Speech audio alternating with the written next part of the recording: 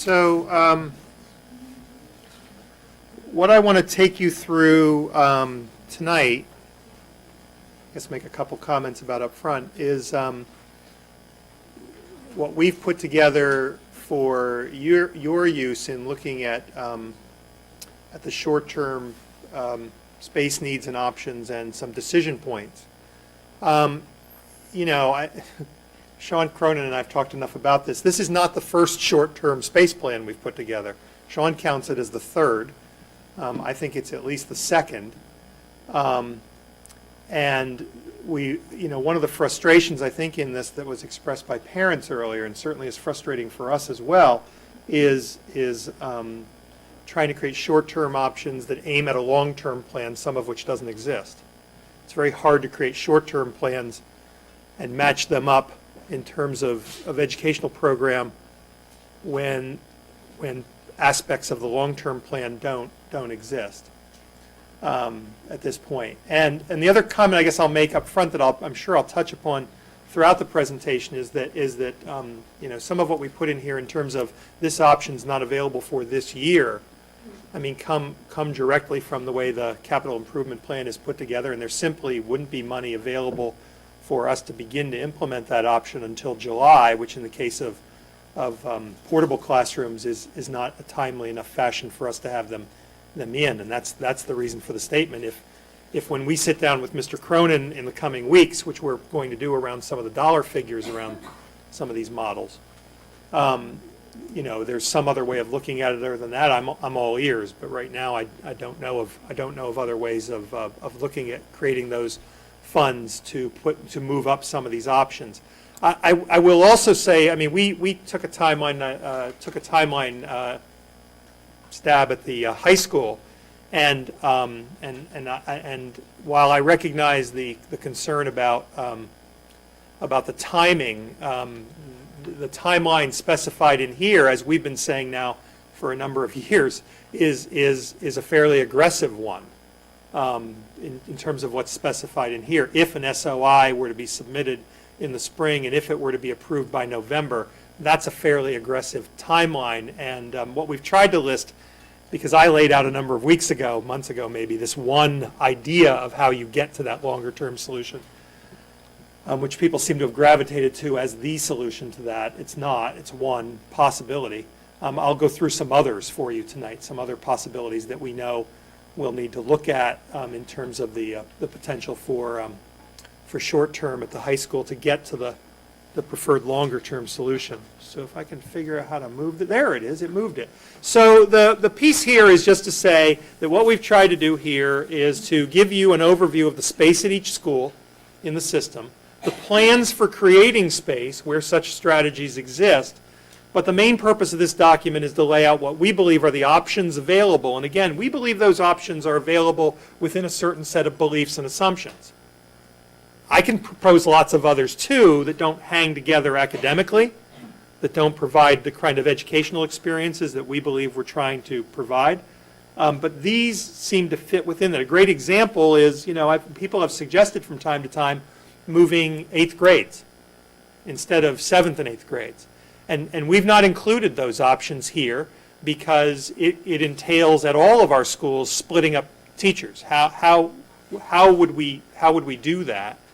It's much more difficult in smaller schools, which is what K through 8 schools are. They're smaller by the very nature, and it becomes much more difficult to provide programming when a number of those teachers teach in each of those grade levels. So again, there may be an opportunity to dig deeper and look at some of those, but we think it's much more difficult.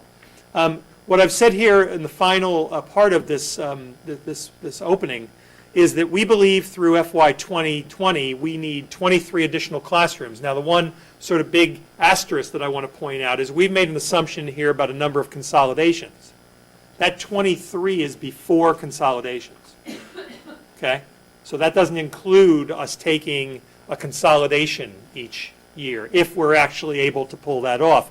But I think I've highlighted in the document some of the limitations of making assumptions about consolidations, right? I mean, we've talked about them at certain schools where we've been able to do them historically. Devotion, we've been able to do them. Baker, we've been able to make consolidations.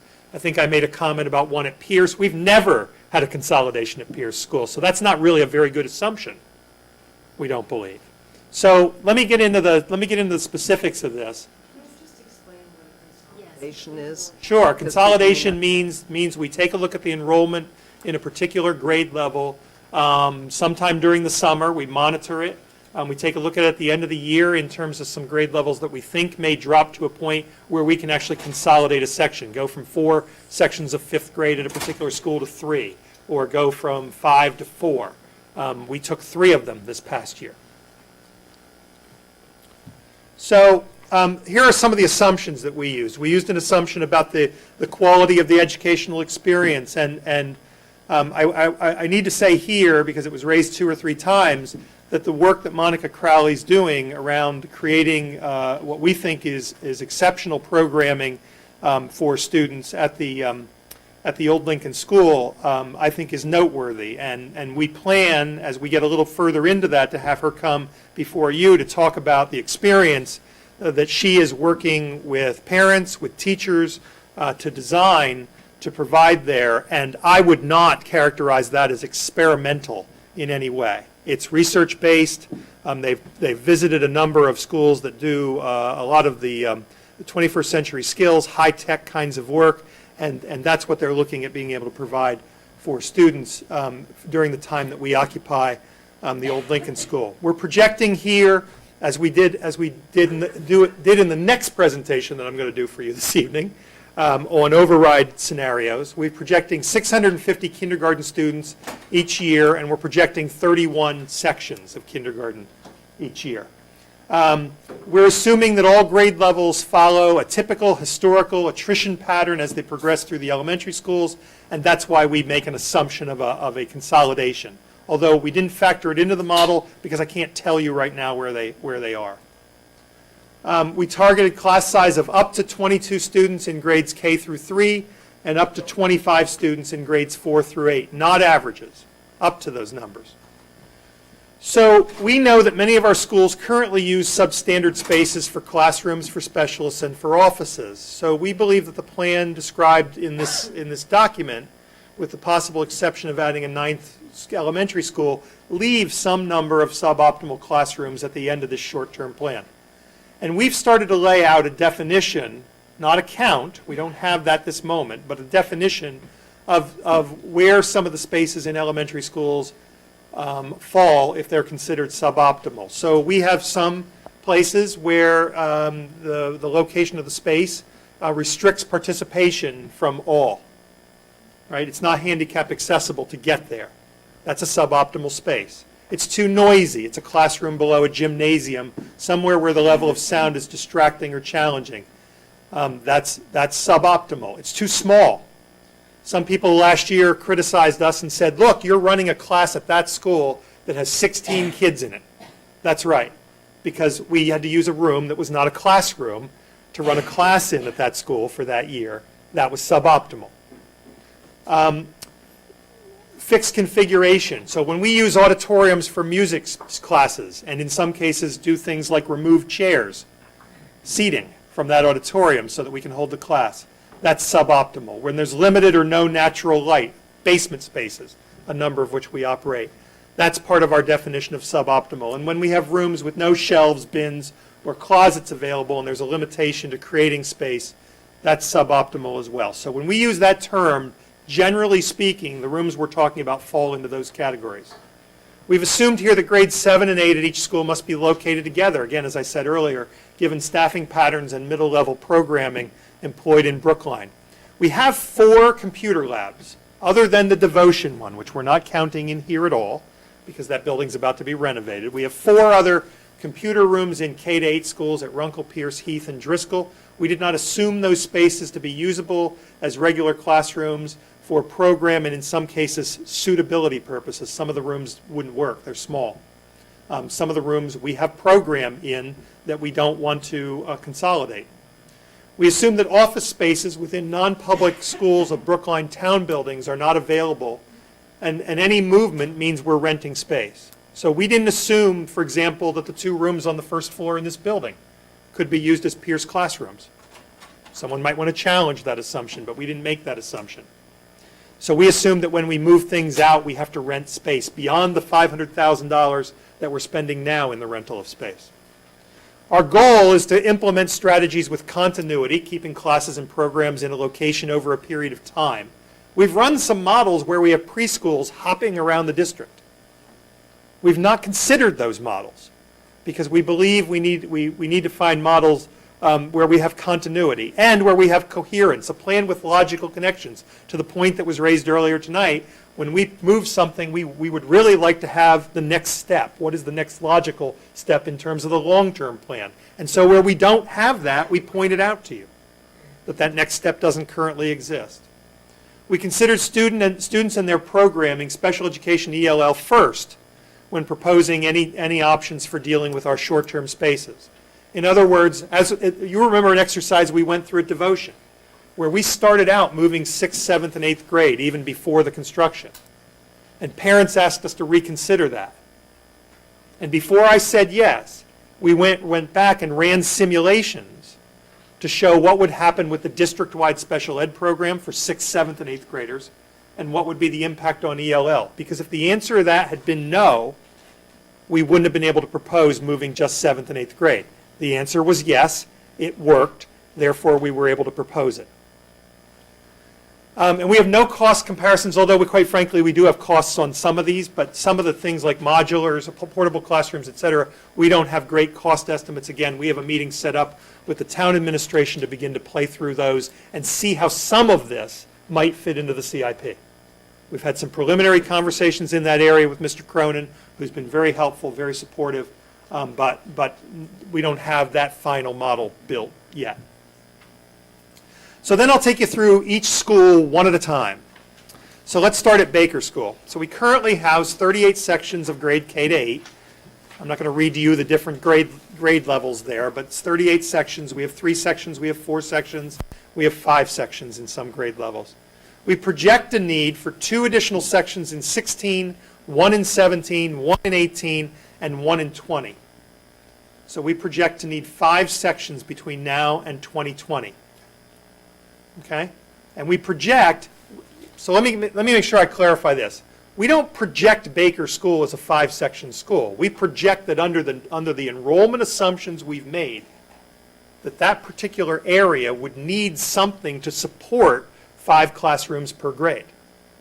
So I'm not suggesting they have to be at Baker, right? It may be part of the 9th school discussion. It may be part of some other discussion. I'm suggesting that our enrollment patterns show that we need 45 classrooms for students in that particular area.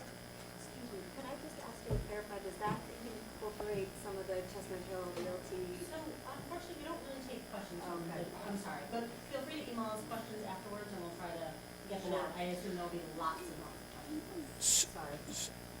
So only because it's at the end, I'll do it now anyhow. So we don't have any numbers baked into any of this that assume anything about the Hancock Village extension. Nothing.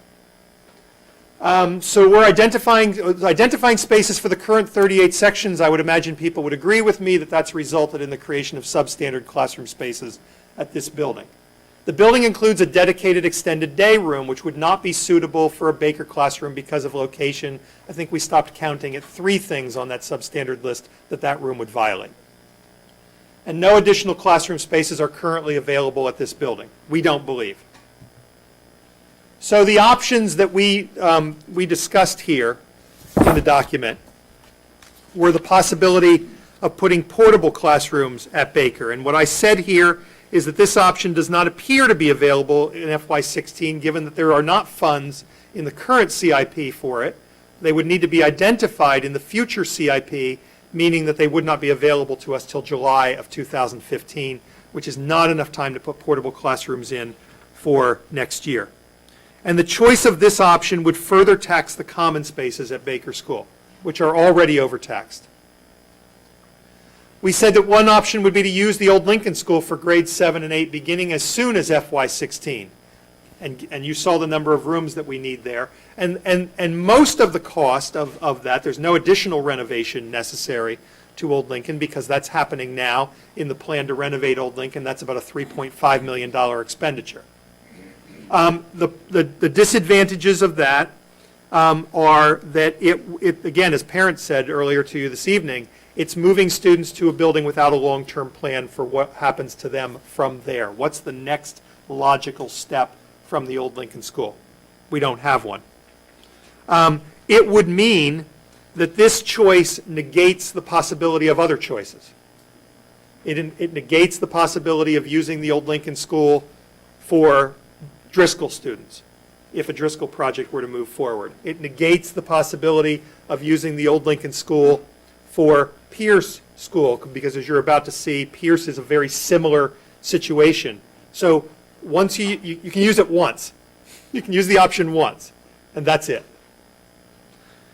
And transportation would need to be provided, given our normal procedures in terms of transportation, and given that students fall beyond, in many cases, the mileage requirements for transportation. We would have to provide some transportation. We've not looked at that at all in terms of what that might be. The third is use of Baldwin School for kindergarten students. So the issues around Baldwin is, again, it does not appear to be available for 16. The building's not handicap accessible. We have programs in there, and money wouldn't be available to do work that would need to be done to Baldwin until the FY 2016 CIP, meaning we couldn't spend it till July 1st, meaning it wouldn't be done for September of 2015. The option would move, again, students without a long-term plan. We'd be moving kindergarten without any plan of when they would go back to Baker or when they would go, and some of them might go to a next logical step, 9 school, whatever it may be. The choice of this option would displace Winthrop House and the Brookline Staff Children's Center to other locations that are not currently identified. And some people have said, well, Brookline Staff Children's Center, that's a separate program. They would own that. But Winthrop House, we own. Winthrop House is a very valuable program. Winthrop House is part of a strategy of making sure Brookline students can stay in Brookline, and it's part of a strategy around our out-of-district costs, and we need to be very careful with finding the right kinds of space for that program. So we could assign Baker kindergarten classes to Heath School through the use of buffer zones, Metco, materials fee, et cetera, meaning that we could assign one of those 5 classes, and we could use the buffer zones, we could use Metco assignments, we could use materials fee assignments to move that class to Heath. And the reason I say Heath is that we have a space there. You're going to see the limitations of that space in a few minutes, but we would be able to do that. Quite frankly, we'd also be able to do it at Runkle for a shorter time. There's a room that would be available for some time there as well. But all of those options, any of those options, would require the relocation of a Heath early education program in 2016. It's not slated to go till 2017, and we don't control space to put it right now. We don't have that space. The choice of an option for a second year would necessitate the relocation of the second Heath early education program. So we built a space into the Heath project for early education. It was part of the specs that we worked through with the MSBA, and we would be making a decision to essentially change that agreement with the MSBA and move that out of that building. The choice of the option would, I said probably result in, I don't know how it wouldn't, result in a change to our traditional sibling program, meaning particularly for Metco and materials fee students, we would no longer be able to honor our practice of having students assigned to the same school as their older brothers and sisters. That would certainly happen in this option. And transportation would need to be provided of some sort given the legal requirements. Okay? So those are options around that population. So at Devotion, we currently house 40 sections of K to 8, and you can see the breakdown there. We need one additional section each year from 16 through 20 for a total of 45 sections. 5-section school, and this is diagnosed and is written into its plan as a 5-section school, unlike the last school that I just talked about, where we've sort of just used the traditional enrollment patterns to make that forecast. Creating space for the current 40 sections, I think some people would again agree that that's resulted in the creation of some spaces that meet that substandard definition that I put out earlier. And we don't believe that any additional classroom spaces are currently available in this building. So that's really small, isn't it? But it's all from the plan. This is a plan, right? These aren't options. This is essentially the plan that's been laid out for the Devotion School, which has us renovating Old Lincoln now, which has us continuing to search for space to house Devotion School K-5, although I'll say that location's not been identified. And the current building project estimates assume that grade K-5 will be located on site, meaning there isn't additional funding for more transportation beyond what we've identified to this point.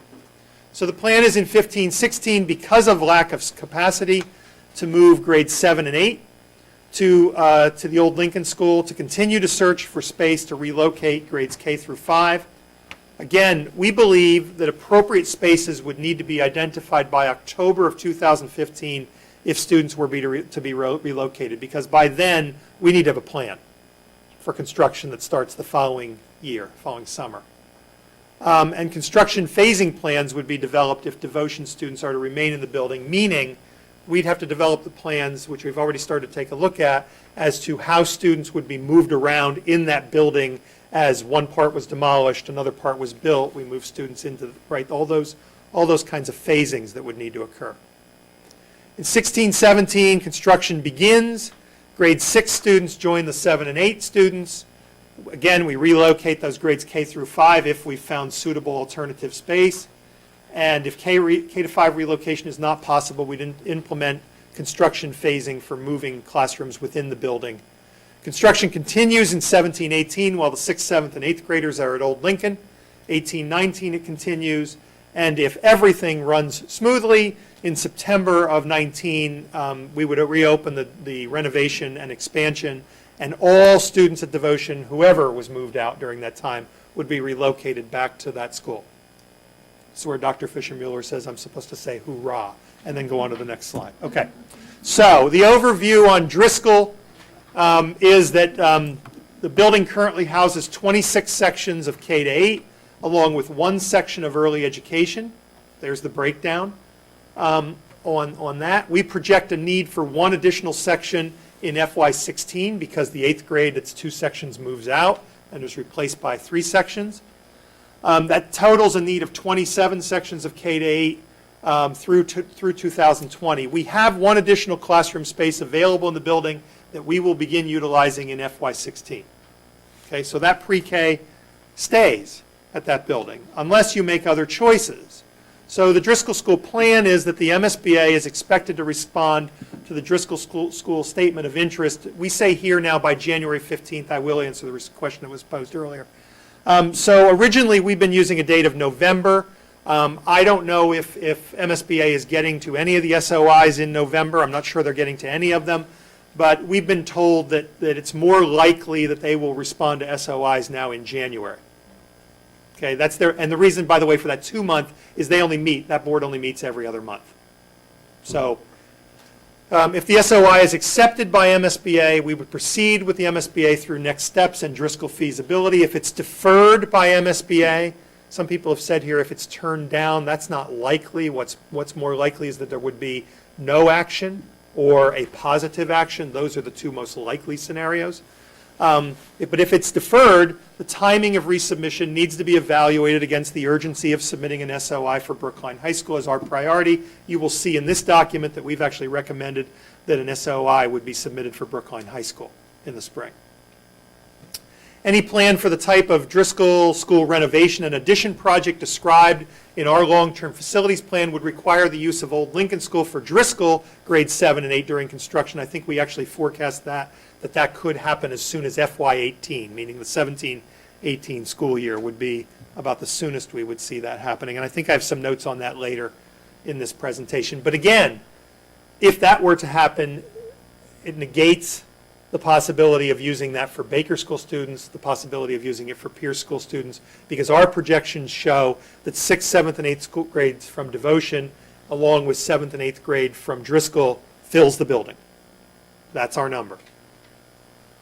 So the building houses at Heath 26 sections of K-8 along with 2 sections of early education. It's projected that we need 1 additional section when the 7th graders leave in FY17 for a total of a 3-section per grade level school. The building includes a dedicated extended day room which would not be suitable for use as a Heath classroom because of handicap accessibility issues. So 1 section of early education will need to be relocated in FY17 because of that 7th grade moving out and being replaced by 3 sections of kindergarten. We'll need 27 sections. 1 of the 2 needs to go. If you were to look at the idea of moving other students in, as I said in the Baker School situation, you would need to move the second one. The second one, like Runkle, is built in a space that was identified for early education in the building project. So again, no additional classroom spaces are currently available in this building unless the last remaining section of early education is relocated. Lawrence School. So the building currently houses 32 sections of K-8. We project the need of 1 additional section in 16, another in 17, a third in 18, and a 4th in 2020, representing 36 sections of K-8. Creating spaces for the current 32 sections has resulted in the creation of substandard classroom spaces. The building includes a dedicated extended day room which would not be suitable for a Lawrence School classroom because of the configuration, location, lack of outside lighting. We stopped there. No additional classroom spaces are currently available at this building. So the plan at Lawrence is this year complete the classroom addition project of 4 classrooms, and in 15-16 open those classrooms. But I need to point out to you that by 2020, we will be using other rooms as substandard. Still be using other rooms as substandard even at Lawrence, even with those 4 rooms. Okay? So it gets us enough classrooms to do, essentially, the way Rick Rogers describes it very well, I think, is that it gets us an all but 4 section per grade level school, meaning there's 1 grade where we only have 3. The Lincoln School. So the building currently houses 28 sections of K-8, 4 sections of grade 2, 3 sections of all other grades. The creating space for the current 28 sections has resulted in the creation of substandard classroom and I will say office space as well, mainly in the basement. No additional projected K-8 sections are needed through 2020. Creating space, the space for the current 28 has resulted in substandard, as I said earlier. And as of some date, that is when the 2nd grade exits the building, we actually need 27 sections at Lincoln School. No additional classroom spaces are currently available at this building. Pierce School, another lengthy discussion, right? So building currently houses 37 sections of K-8, and you see the configuration there. Creating spaces for the current 37 sections has resulted in substandard classroom space. We project the need for 1 additional section in 16, 2 in 17, 1 in 18 through 20. Total need of 43 sections in 2020, and eventually, again, in this area of town, we're not projecting it necessarily at this point as a 5-section per grade level school, but we certainly have need here for those 5 sections per grade level. No additional classroom spaces are currently available at the building. So what we've laid out in terms of options here involve a number of ideas. So one idea is to renovate the Sperber Center and other spaces within the Pierce School to create additional classroom capacity for this building. There's some thought that we can get near the number of classrooms that we need by doing this and some other strategies in the guidance area, et cetera, where there could be renovation. The issues around that option is it's not available for FY16 because, again, funding would need to be identified and it would require construction. It could be completed for 17. One of the issues is that it would require us for next year to relocate our coordinators because the project would obviously be completed during next year, and our receiving and delivery operations for our K-8 schools. The possible space that they would go to has not been identified, nor has the cost of what that might be. And the choice of this option would further tax the common spaces at Pierce School, because you're talking about putting more students in a place where our common spaces already barely work. Barely would mean, if you don't mind, 10:30 a.m. lunches. Portable classrooms at Pierce, also an option. Again, not available for FY16 because of our capital improvement plan. And again, choice of this option would tax the common spaces. Use of Old Lincoln for grades 7 and 8 as soon as FY16. Again, it moves Pierce students without a long-term capital plan to address the needs of Pierce School students. It would negate the possibility of using the Old Lincoln School for Driscoll. It would negate the possibility of using Old Lincoln School for Baker.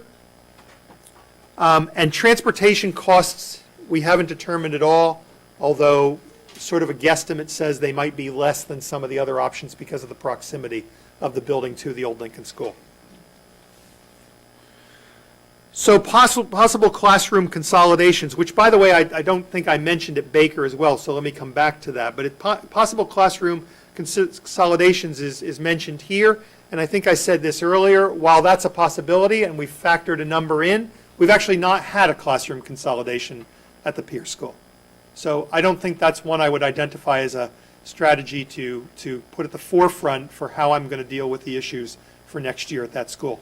Baker, I had that same option listed there, and some pretty significant number of our consolidations have come at both Baker and Devotion over the past number of years when we've made them.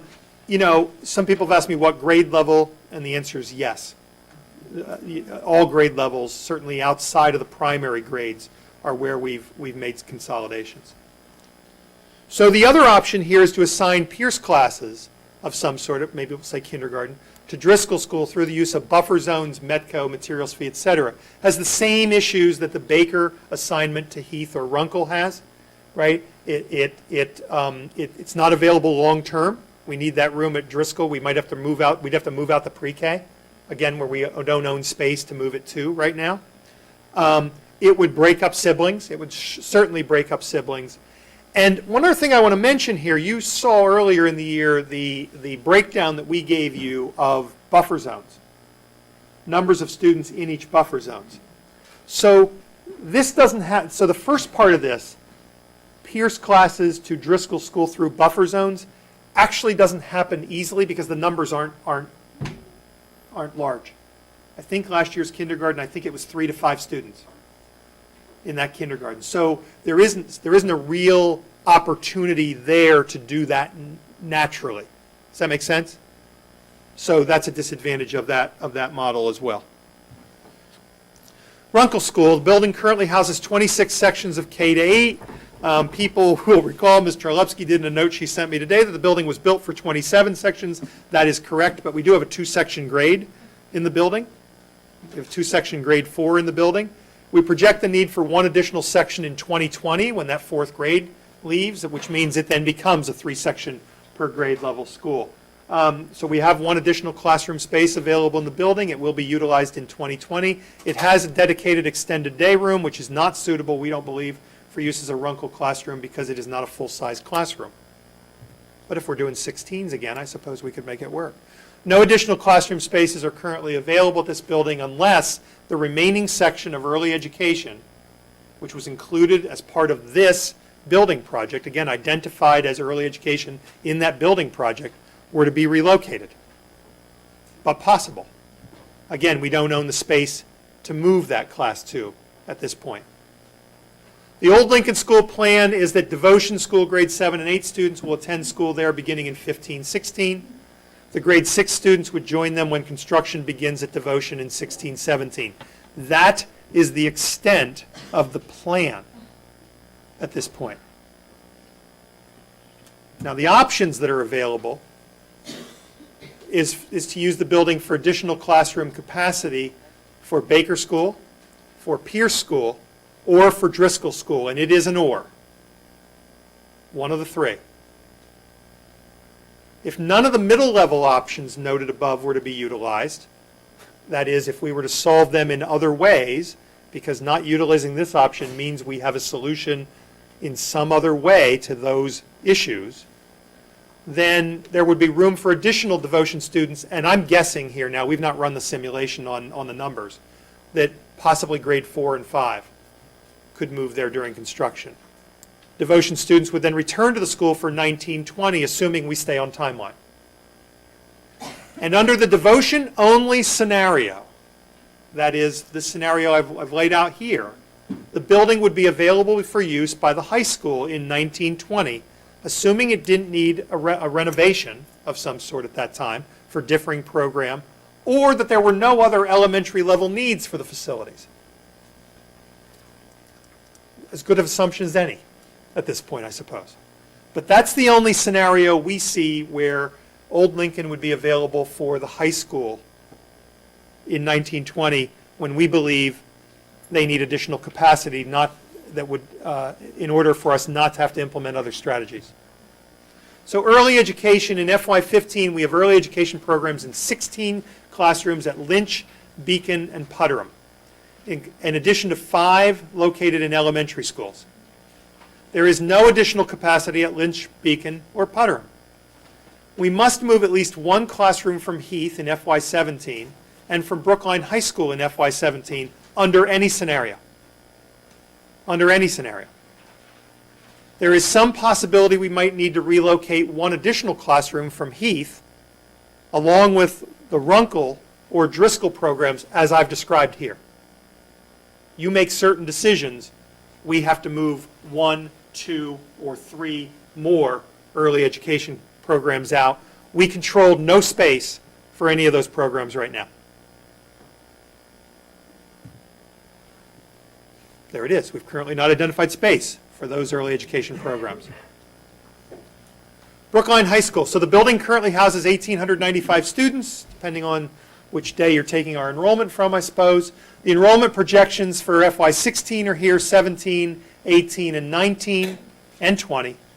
In addition, Brookline High School currently houses 1 early education program, our adult and community education offices, meeting rooms, offices and meeting rooms, the 21st Century Fund and Alumni Room, the Manville EDCO Partnership Program, and other rooms dedicated to student programs. So I want to be really clear here and say to you, we've had pretty in-depth conversations with our consultants around what happens, what kind of capacity we create at Brookline High School if we have all of those functions out of that building by a particular set of dates. So anything I say to you, for example, by FY20 we have this issue, by FY19 we might have this problem, is predicated on all of those functions moving out of the high school prior to that date. Already factored in. Again, some of those go more easily and programmatically, in a programmatically, I guess, working fashion, and others are more difficult, right? We've talked about Manville EDCO, for example, right? That may have to go to where EDCO is located. We've had some of those conversations with them. Adult and community education, much more difficult. Our early education program all have issues that we have to address. Now that is really small, huh? This is in the plan that you have, and again, it's just taken from there and put here. So what it really talks about is what happens with Brookline High School in terms of the plan as we understand it today, right, against those numbers that we described. So we are looking at the education plan, which is looking at models that could be advanced as a result of the study, a second high school, addition renovation to the current location, additional building with specific program focus. All of those are on the table. Considering other possible needs, do we need to acquire additional building or land? So we begin planning now for short-term strategies, right? So the one that's gotten a lot of airplay here is scheduling. So, and that's one option if we need to do our programming on site with our high school population as of, you pick the date X. And we were not to have enough space. I've heard people stand at the podium and say those options are unacceptable. Well, if we don't have the space, they're going to happen. They may be unacceptable, they're going to happen. So another is class size. There could be variations made to class sizes. And by the way, you can employ all these. Number and breadth of offerings. You may reduce the academic program that you offer in an effort to create additional spaces. Or classes at Old Lincoln School, which, as I showed you earlier, is possible under at least one scenario in the year that we believe we need it, although I will say here, again, you've heard me say this a number of times, Mr. Mason actually disagrees with me. He believes we need it 1 year earlier than I project. 2015, 2016, again, this plan would call for a statement of interest being accepted. I showed up here in 14, 15, it being submitted. We say here, under a scenario of a possible acceptance of the SOI in November of 15, planning can continue on short-term strategies. We'd have to identify a decision regarding the long-term Brookline High School solution and plan to move out non-essential programs from Brookline High School. 16, 17 could include the beginnings of feasibility study and schematic design. This is a pretty lengthy conversation we've had with Mr. Cronin in laying out some of these timelines. So it could begin as soon as that date. Planning could continue on short-term strategies, and we would begin to move non-essential programs. I believe in FY17 is when I said we would move the early education program out of Brookline High School. 17, 18, continue to look at those short-term strategies and complete the move of all non-essential, non-high school programs from the building.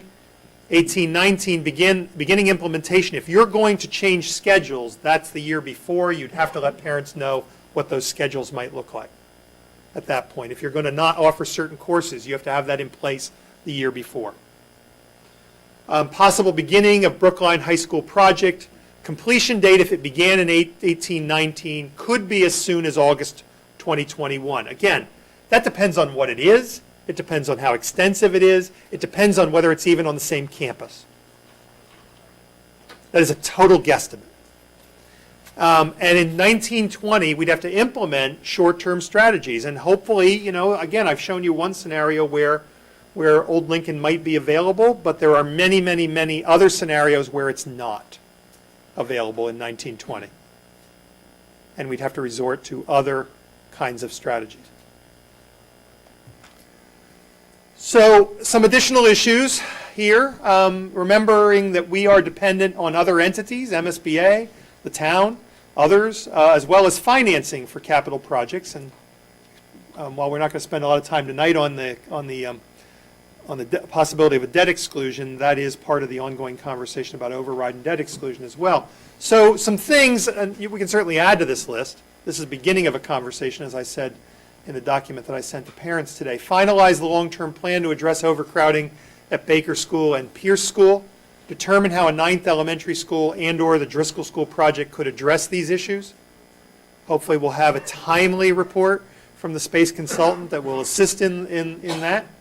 Agree on how additional enrollment projections for Hancock Village should be incorporated into the future modeling, because none of those numbers are here right now. And I've actually said here Baker School, Heath School, Lincoln School, and Brookline High School, because it isn't just a Baker and Brookline High School issue. Because of the way buffer zones work, right, you could be looking at buffer zones having to be used differently under certain scenarios, and those would drive students, and I probably should have added Runkle School here, those would look at driving additional students to Heath, to Lincoln, to Runkle as well, depending on what those projections are. Agree on the role Baldwin School can play in short-term and long-term elementary, and I know we've discussed high school plans. Address the need for space for programs currently located in this building.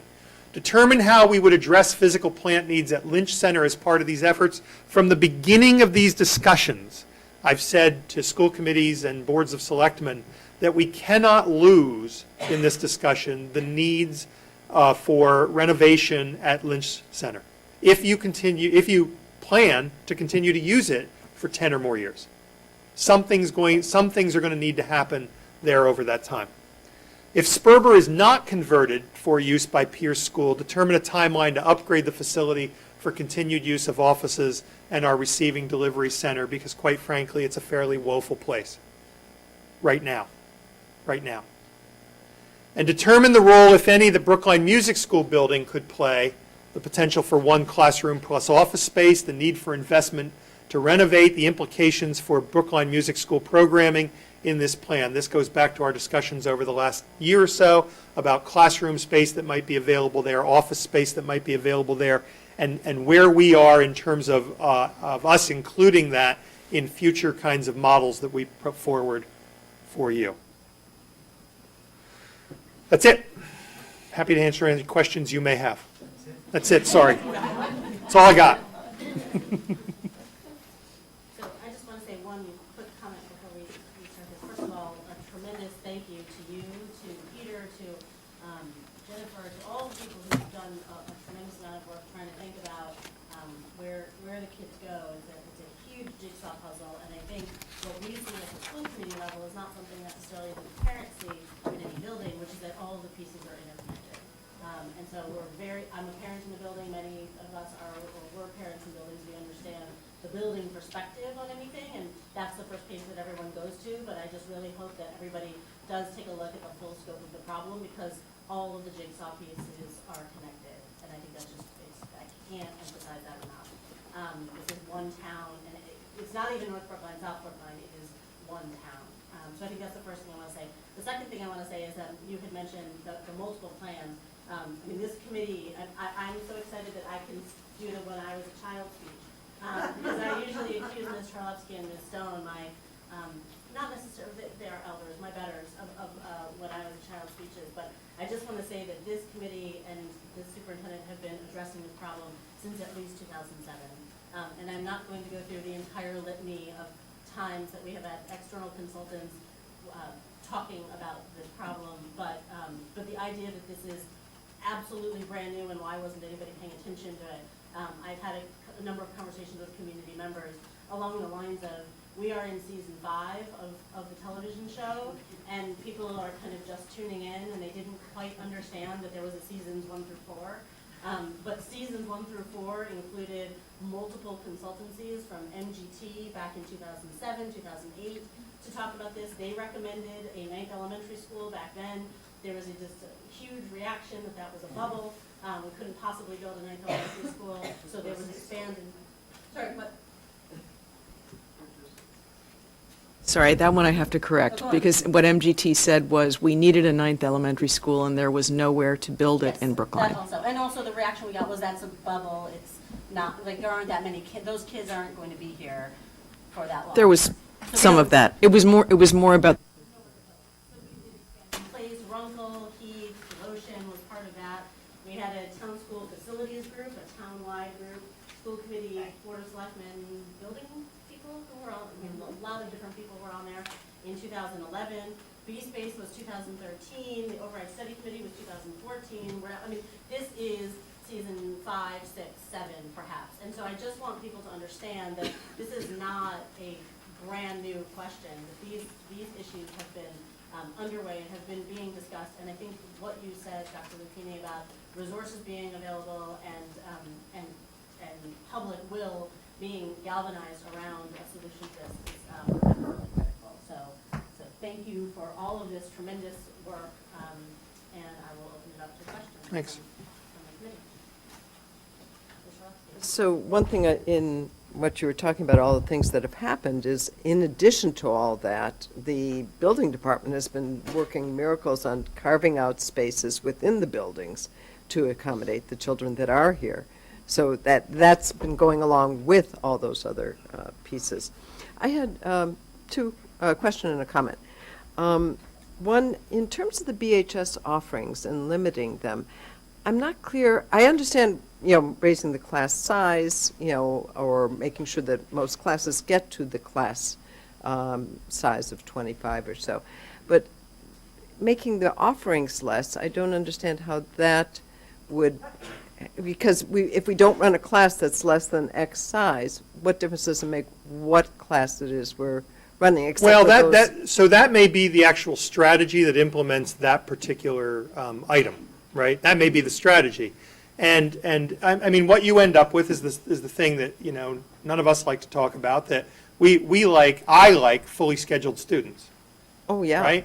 I like students particularly Well, the because state likes it too. Well, they do, but they quite frankly, they don't incent it anymore. They used to, right? They don't look at it anymore in the way that they used to, unfortunately, since we have a department that's more about compliance in other areas now than those kinds of issues.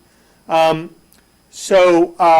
there are many ways to do that. I mean, you can eliminate certain offerings, you can raise minimums on certain offerings. There are ways to do that, and quite frankly, the real answer to these kind of questions, if we ever end up there, as the headmaster and I have discussed a number of times, is really probably some portion of all of those options. I mean, I'll leave it at that. No, I think that's helpful, because I think, it sounds like we're going to cut out everything, but we really No. aren't, because we No. still have students who are going to be in classrooms that we need to provide education for. Right. Right. And the thing about those I mean, I'll just say this in defense of the model that I've talked about a couple times. While I don't love the model, I mean, I do have a couple colleagues now, and our headmaster's been in touch with the principals in those districts. And quite frankly, as a short-term strategy, in the case of one district that I think I've described in quite a level of detail here, they're doing it for 2 years because they got started late in terms of building a high school. It took a long time for people to recognize that they needed that high school, and now they're doing it, but it was too late. It was too late to implement it in a timely fashion, and so they had to go to another strategy. And they run a schedule. I saw it characterized one place as 5 a.m. to 7 p.m. That's what I had said. That's actually not true. I said 7 a.m. to 5 p.m. They run a schedule with 80% of their students each day. And one of the things the superintendent reported to me as a short-term strategy is students liked that, right? In terms of being able to choose a later part of the day, an earlier part of the day if they played athletics, a later part of the day, some of them worked in the morning. Again, all of these things are predicated on this is what you might have to do as a short-term strategy. When it becomes longer than a couple of years, then it becomes much more of an issue. And if it's a way that you continue to offer your academic program, it's something we'd have to look at. Again, if we're put in a position that that's where we are. And you can see that there are certain scenarios up here that would make it difficult for us to avoid those kind of conversations. The second question I had was, and it was just, I'm not sure if you guys have discussed it with the consultant at the high school about year-round schooling, and that way you would have a quarter of the school out, or a third of the school, depending if you didn't. So you're talking about a year-round model, because there are many, right? You're talking about a Yes. year-round model where a certain portion. Just for the high school. Right, where a certain portion of the high school population has off a certain semester Right. out of that time. That's really just another version of a modified schedule. Sure. Yeah? Sure, it's no different than scheduling yourself from 7 to, right? It's the same kind of modeling. It's different in terms of the utilization of the building. It's different in terms of some other things. We've touched briefly on it as one of the examples of things that we might have to take a look at, sure. Thank you. This is just a comment, but I want to make sure to mention the fact that if we look at this in the long term, over time, and think about what has happened in the past, through the CIP, every few years, schools have been renovated. Runkle being the latest example of this. We have a beautiful new Runkle school. It is a bit larger, but as you can see, it still probably isn't going to be large enough for the next few years. And Devotion will be renovated. But once that's over, unless the Driscoll project if the Driscoll project goes forward as opposed to a 9th elementary school, Driscoll will not be renovated in the same way that Runkle and Devotion have been renovated, and neither will Pierce. They'll be made larger, but it'll be these suboptimal spaces and so forth. Yes, we may get a 9th elementary school, but when you begin to look at the timeline for this and you think about the high school, we're not going to be able to do a renovation. Let's assume it's a 9th elementary school. The 9th elementary school and the high school will go forward, but it will be piecemeal fixing up for both Driscoll and Pierce, because you can't do all of that. We don't have the money for it, we don't have the capacity to do that. So what happens is, we have just, because of the enrollment and financial issues and et cetera, we are no longer in that pattern that historically we have been in, that renovates schools every few years. And 40. Well, Every yes, 40. every 40 years, but Pierce is at that point. Absolutely. And we're not going to be able to renovate Pierce for, heaven only knows how long.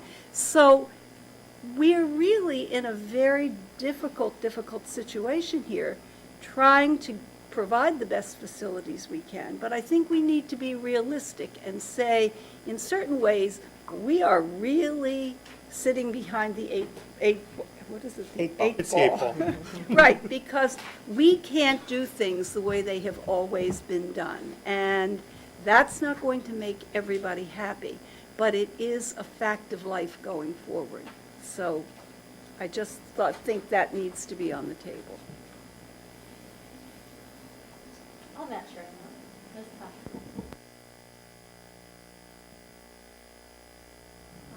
There was an article in the Tab this morning that suggested that maybe these plans wouldn't be necessary because we already have the spaces. And I know you've spoken to this before, but as Ms. Ditkoff has said, there are people who have come in season 5, and I wondered if you could, as the person who makes school assignments, talk about some of the difficulties of that way of looking at school assignment.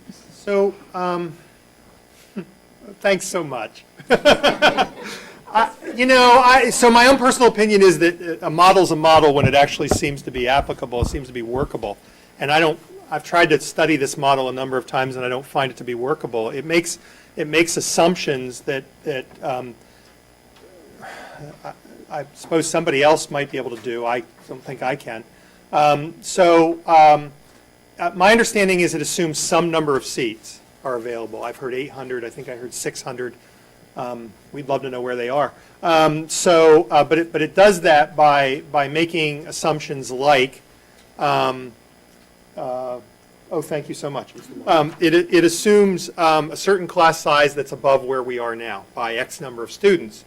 It assumes that you can get there by essentially not honoring a number of things that we have in place in terms of sibling assignments, in terms of neighborhood schools.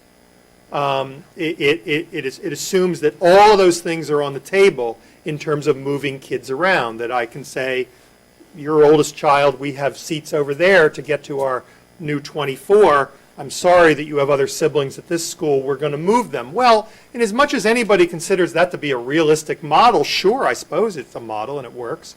I just think there are too many assumptions that violate too many things that I've heard over and over here from parents and school committee and certainly our administrators about what we do for families and what we do in terms of neighborhood schools and what we value in terms of K to 8 and all of those kinds of things. So that's my issue with it. I mean, 800. If you say we have 800 seats, but you can't show me where they are, except to tell me that that you can get there by raising class size and telling people they're going to move from one school to another, whether they have siblings there or not, whether they live in that neighborhood or not.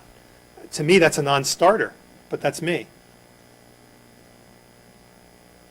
Dr. King, would it be fair to say that it's a combination of things that we are already doing and things that we would not consider? Well, it's a good point. So right. So why do I leave some of those things out? Because we've adopted them. I mean, my understanding is that the author of the model has said on a number of occasions that our assignment patterns of the last 2 years are about as positive, tight as you can get, meaning we have an average class size of 21 and we range from 20 to 23. That's about as tight as you can do it unless you want to start violating some of these other pieces. So, the suggestion was that we back up our assignment date for students. Right? We did. We now move back our kindergarten orientations into June so that we don't have to assign anyone till May. Right? The idea was that we not assign students in the summer until we have more information. We didn't assign anyone till August 15th.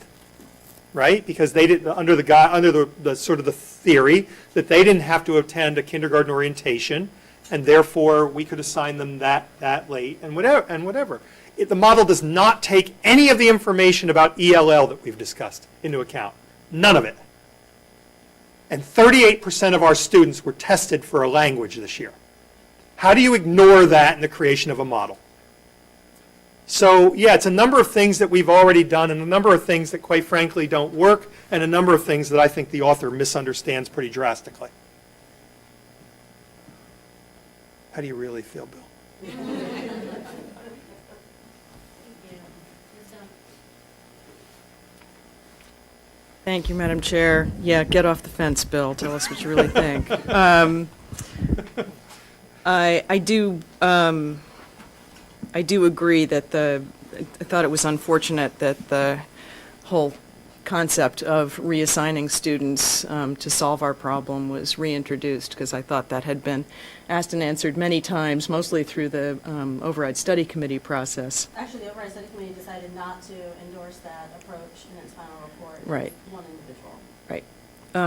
And it does, it speaks to one of the things I wanted to mention, because it came up in our office hours, it came up in a lot of the comments that the parents made tonight at the podium, that we are in fact committed to the K-8 neighborhood model in Yes. Brookline. We are committed to that regardless of whether or not some of our 7th and 8th graders need to go temporarily to a different model, that is not ever considered as a long-term solution. It may look like it's in perpetuity now because we can't put a date on when it would go back, but that it will go back and that we are committed to the K through 8 model is, I think, as close to sacrosanct as we get in Brookline, which is why we're looking so carefully at what we thought was not an option after the MGT study in 2008 and after the B-Space process. We thought a 9th school was not an option. And we are going one more time back to that because it would, in fact, solve so many of these long-term questions. We would be able to move students with a reasonable amount of disruption. We would be able to free up and in the long run fix the suboptimal spaces in our existing elementary schools. It solves so many problems. It's not that we don't want to do that, it's that we've been told twice by outside consultants that we can't. And so we've been looking for these other options. But this bottom line of the K through 8 neighborhood model, which is what the article in the paper today completely ignores, is in fact a bottom line. And I can't imagine even any future school committee moving away from that. So can I comment on that? So it is a bottom line. It's why we make the comment in here that this particular option of moving 7th and 8th grade without a longer-term plan, maybe it should have said, to get back to the building back to a K-8 it makes it a more difficult option. I mean, if people need reassurance on this, I think they need to go back about a year and a half now to when there were conversations about other models at B-Space, and some members may recall the not-so-friendly letter that we received from the MSBA about the decision that we'd made as a district, when we accepted funding for Runkle School and Heath School to have K-8 schools, right? And that even the idea of playing around with that idea at that time got a letter to the town administrator and to the superintendent letting us know how MSBA felt about that conversation. So on many different levels, we are committed to K-8 models. In fact, I'd say we are committed to pre-K-8 models if we can get back to that conversation at some point here. And that actually is part of the 9th. And that is part of the ninth school as well. I've been thinking a lot about Vicki Milstein tonight. In fact, I think we have to actually put her on video with the speech that she gives, because she does it better than anybody else.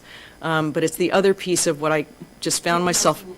Vicki Milstein is our principal of early education, so early ed and kindergartens, and she is wonderful. And one of the things that Vicki has been forced to do by all of the moves that we have made for pre-K in the last several years, is come up in front of parents every single year and reassure them that wherever their children are physically, they will be getting a fantastic educational experience, because what we put our resources and our talents into here are extremely competent, wonderful, caring, talented teachers.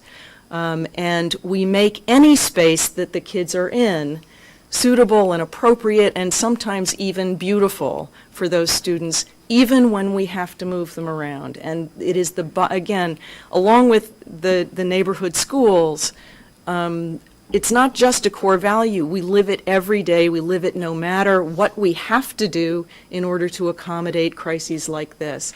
And that is also a promise of this committee, it's a promise of this town, that the education is still wonderful. The teachers are still wonderful. The physical spaces are going to be a problem for the next many years, and we are all going to have to deal with that.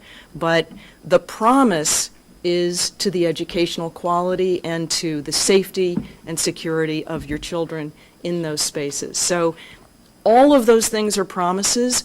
We can't build them into the options, except we can promise that, if the Baker 7th and 8th has to go to Old Lincoln School, which is being renovated, it's not going to be the pit that everybody talks about. In fact, it never has been, but it's really not going to be after the renovation. They will be going back, right? We are committed to that model.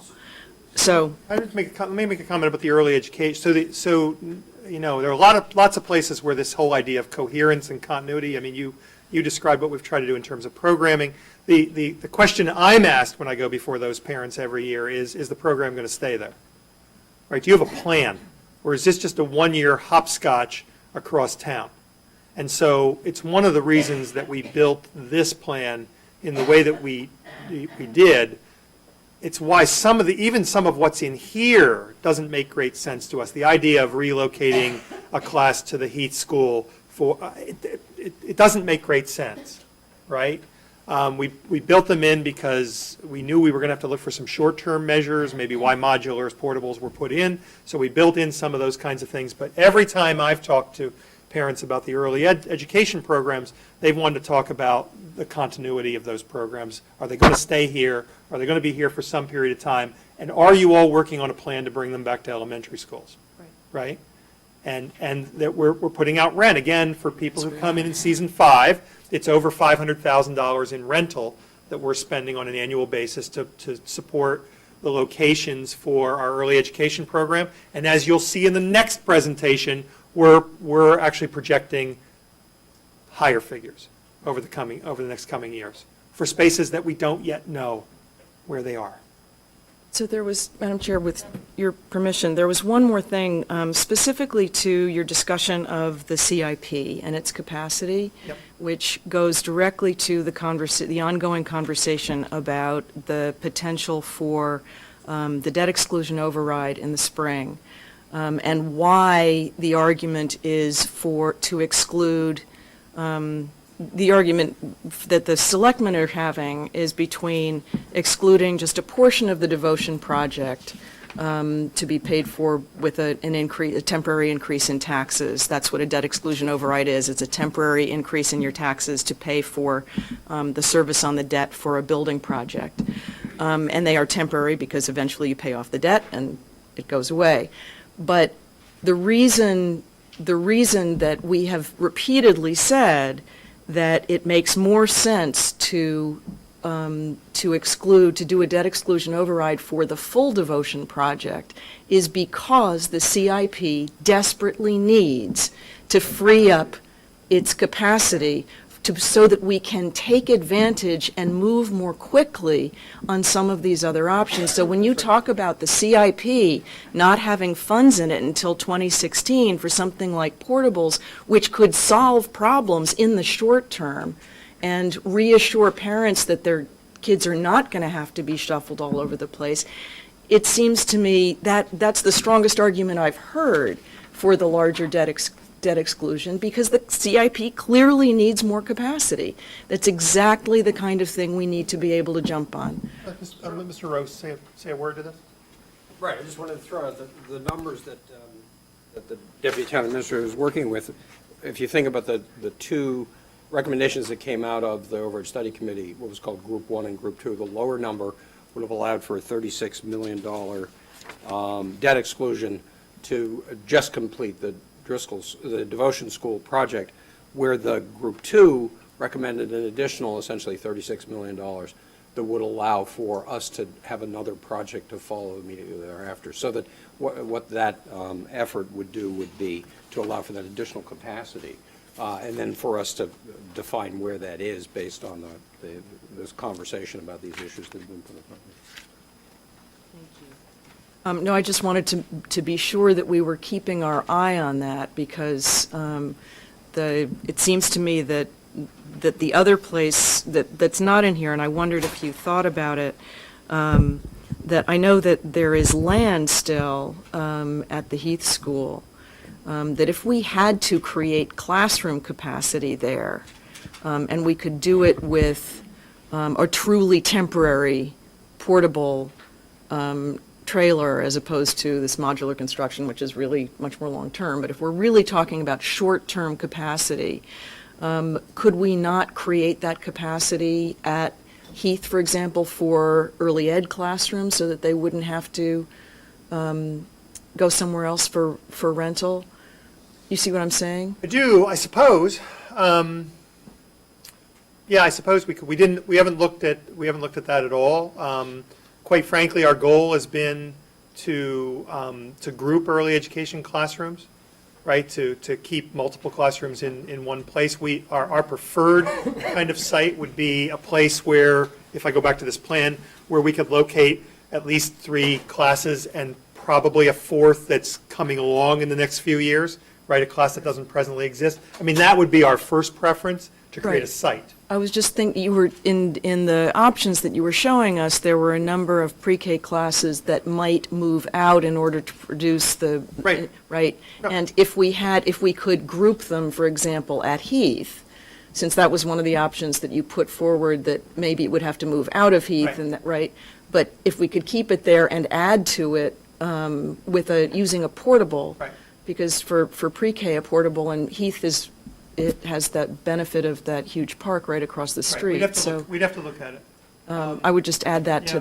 the things that you're considering that, so we could get some data on it. Yeah, we'd have to look at it. I want to go back to the other issue, though, and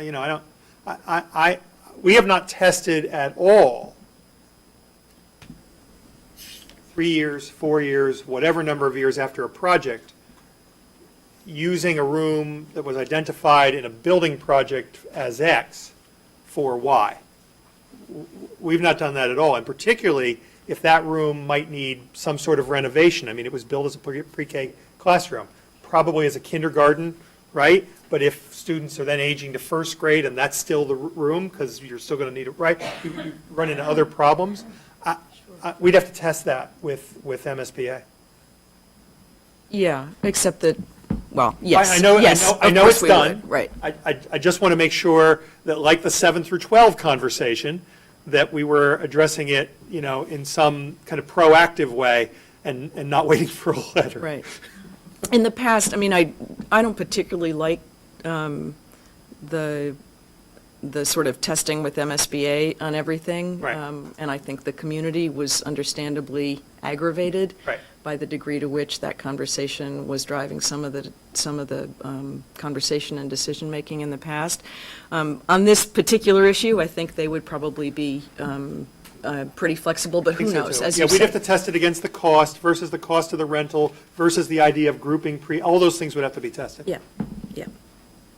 Thank you.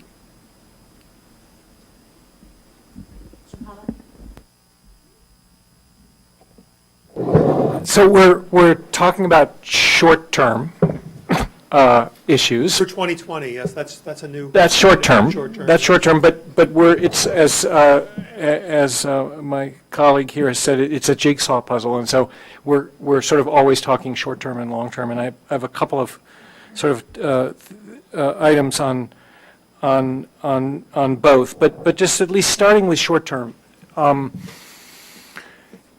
A statement and a question. So my statement is that I have confidence and expectation that you and Dr. Fisher-Mueller and Monica Crowley will create a condition in 2019 where this room will be full of parents who are protesting that we're decommissioning the middle school at OLS because it's been such a successful academy and is providing such a really exciting model that serves the needs of some of our children. Based on our conversations to date, I believe that.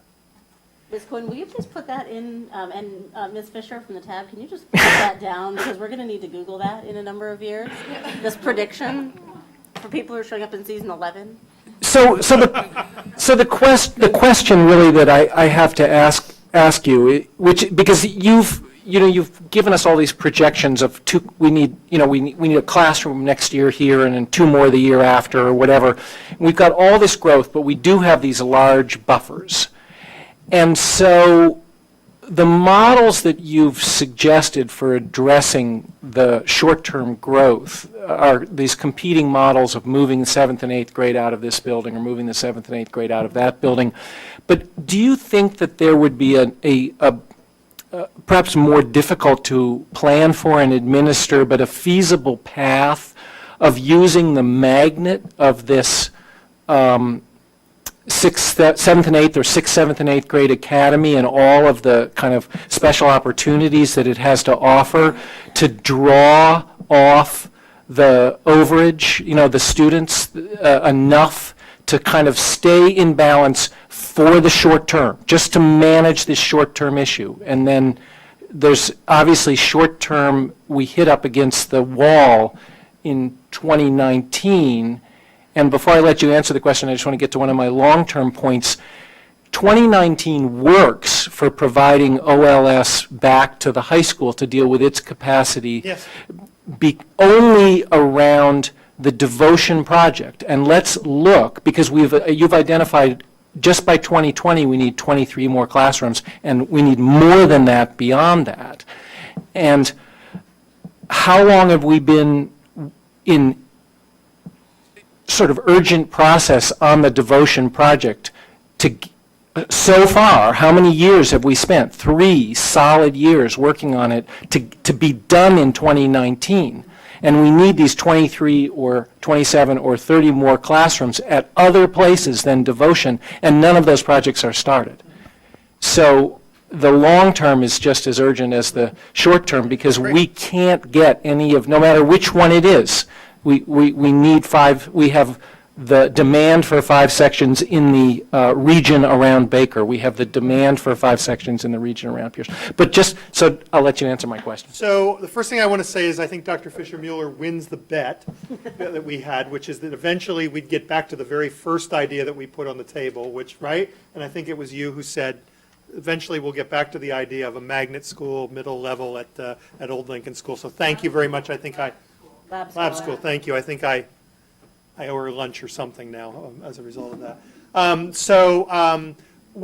From the beginning, I mean, we're very early in this discussion with Ms. Crowley, who's doing a really amazing job, and teachers, I will say, teachers at the devotion school are very excited about the things they're looking at and they're talking about. We've talked about all along that where there are seats, at the very least around your idea, right? That where there are seats, no matter what we might have to do, we believe we're going to put forward a recommendation to you to open them up, right? And we believe we'll fill them because of the experience that's being talked about there. We believe we'll fill those seats. Because I've had enough people come to me and say, I had a brief conversation with Monica. That's the kind of experience I'm looking for. That's what I'd like to look into that. Look more into that. So whether we do it that way and start it that way, I don't think it's something that could happen initially. I'd love to talk more about that if we had the space available longer term, right? Beyond what we might need the high school or something like that.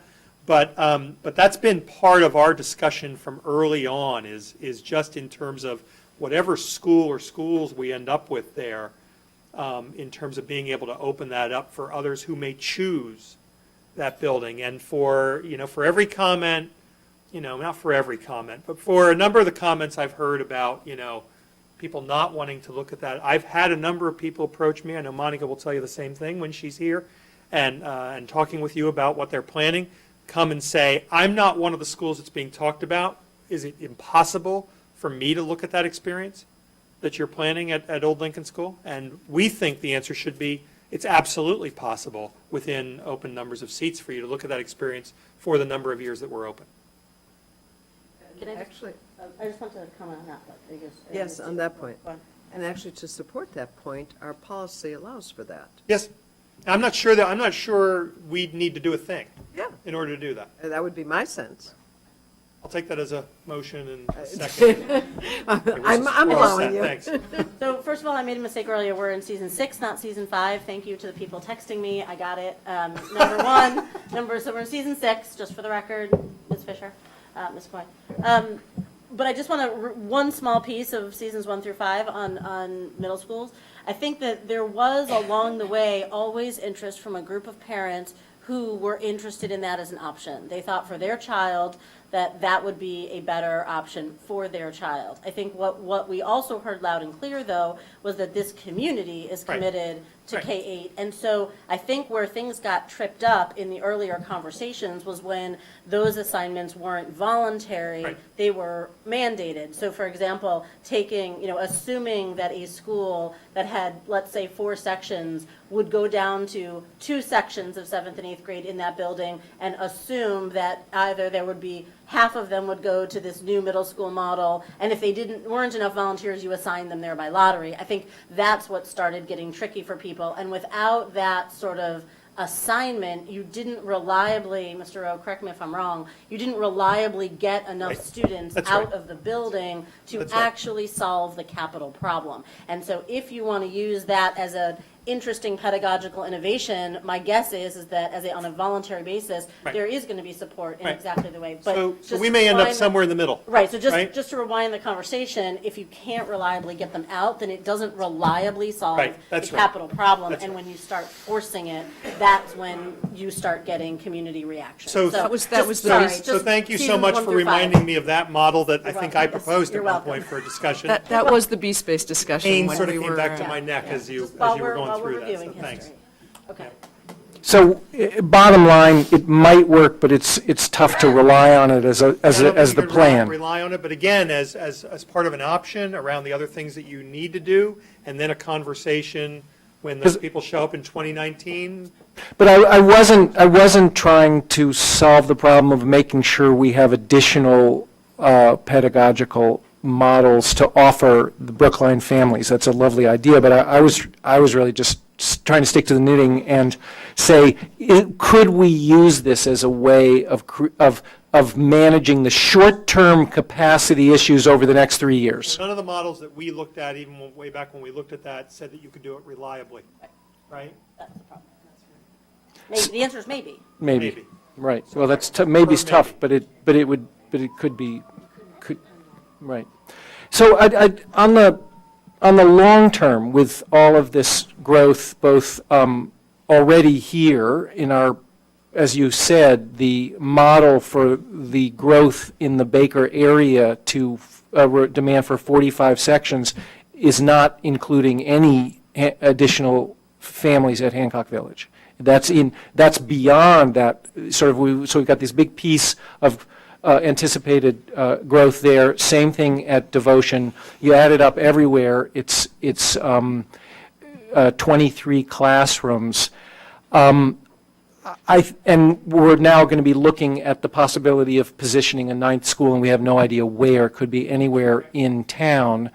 In B-Space, Ms. Stone and various others worked diligently doing some modeling of how school assignment might change based on creation of new capacity in either specific places or even in general areas. Like there was a model for a 9th school district in North Brookline without, it wouldn't have to be, the school wouldn't have to be on any particular piece of land. It's just you add that one. And do you think it would be possible and desirable to start that modeling process again, using maybe updated numbers and students and information to kind of get out ahead of some of this, like where do we, another direction or set of data points for evaluating the options that Sure, we because- can come up with? Yeah, the answer is yes, it would be. I mean, not only did it look at, as I recall, percentages of students, numbers of students that might need to be moved, it looked at whether there were actually neighborhoods around neighborhood schools and things like that in particular locations. And I think a number of those kinds of models, again, because some of this discussion's changed. People pointed out tonight that there wasn't much conversation about Baker or other areas in some of the past conversations. And I think we're going to need to run those same kind of modeling exercises to see whether even if we found a location, it would be something that would be of value. So yes. Yeah, I mean, it was sort of one of my great curiosities, because one of the things that was amazing about that process is the reason that modeling got started was to see what would happen is if you built a K-8 at Baldwin. And we were very surprised. I mean, some people may have anticipated that there weren't that many families around Baldwin, but when you started looking at the impact, it was shocking, because that district went right up to the gate of Baker and Heath. It just took the whole of that part of Brookline. And one of the questions in my mind is if you were to, could you, what would a Baker district look like with growth where you built capacity elsewhere so that you constricted the district around Baker to serve its neighborhood really? And is there an ability to sort of, build capacity in Central Brookline or North Brookline and address the Baker problem, or do you really need more physical classrooms I don't know. near? 'Cause Ba- yeah, we don't know. We don't know what the shifts look like. So we could look at that. Right. Yeah, that would be great.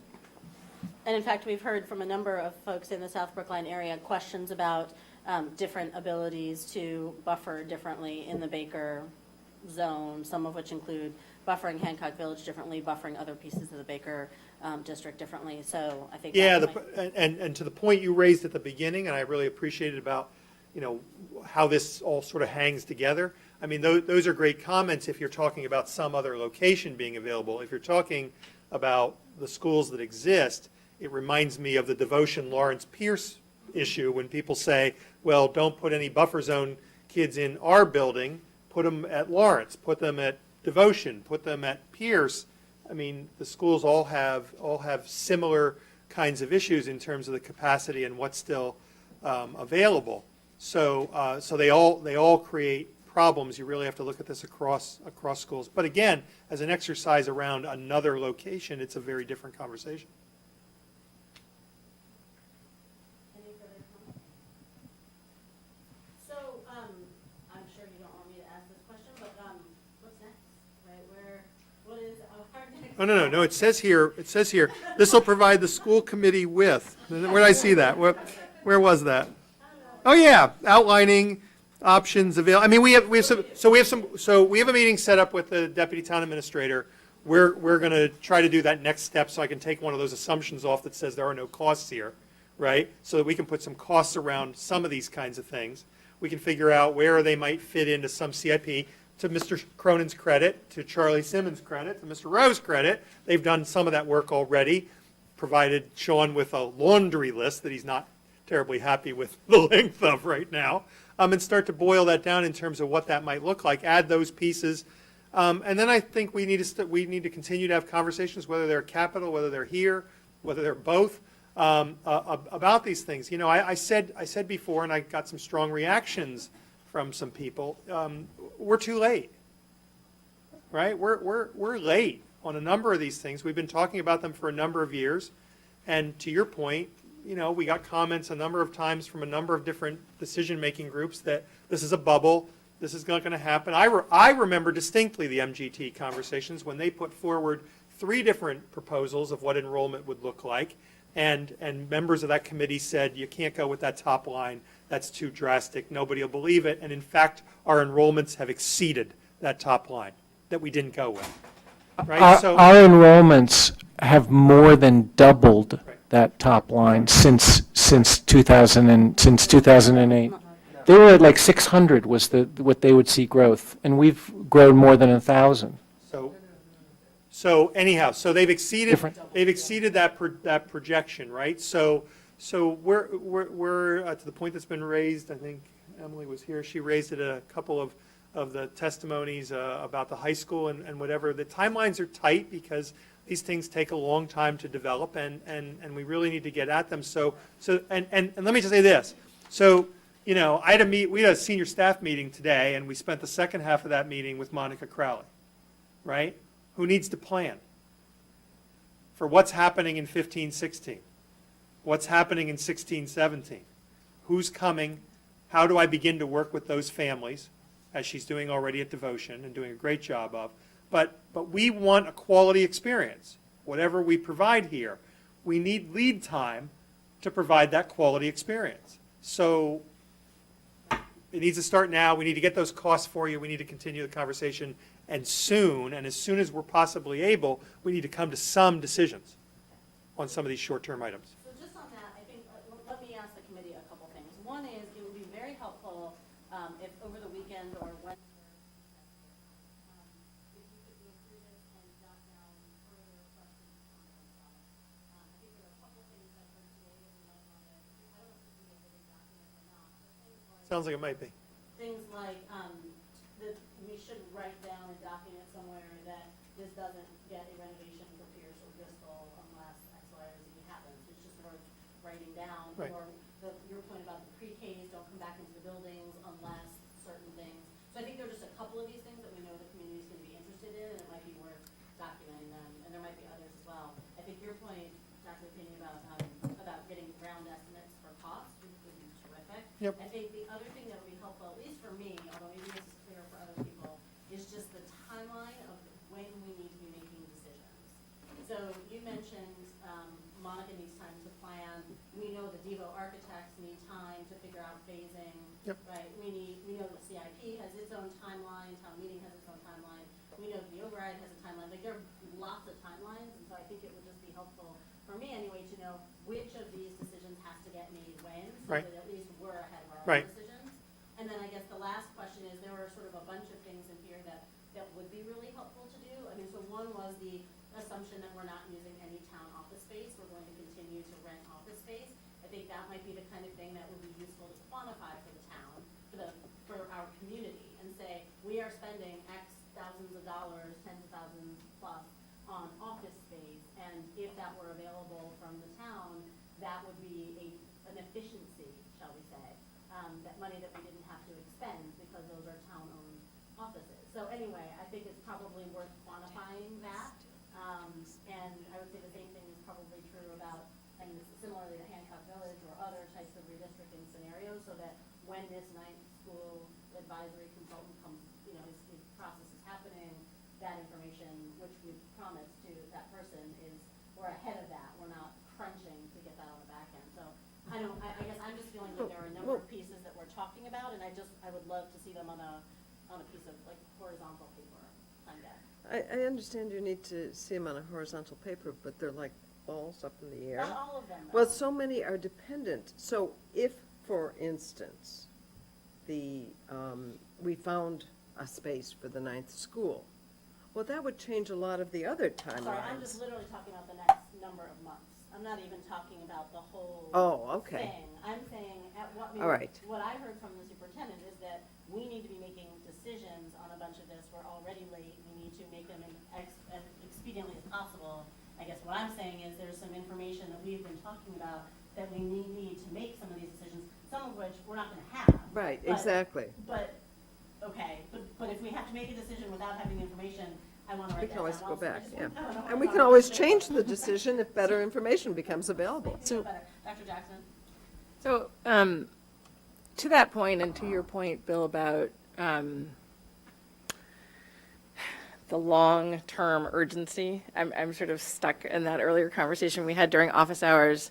I'm wondering, so short-term is now defined as 2020, between now and 2020, as you started off to say. And yet, is there a real possibility, and should we be thinking, to your point, as we sort of try and figure out which decisions we're making about what moment in time, that we should be both saying to ourselves, here's how the jigsaw pieces fit together with all the juggling balls over the next several years to 2020, and here's what happens if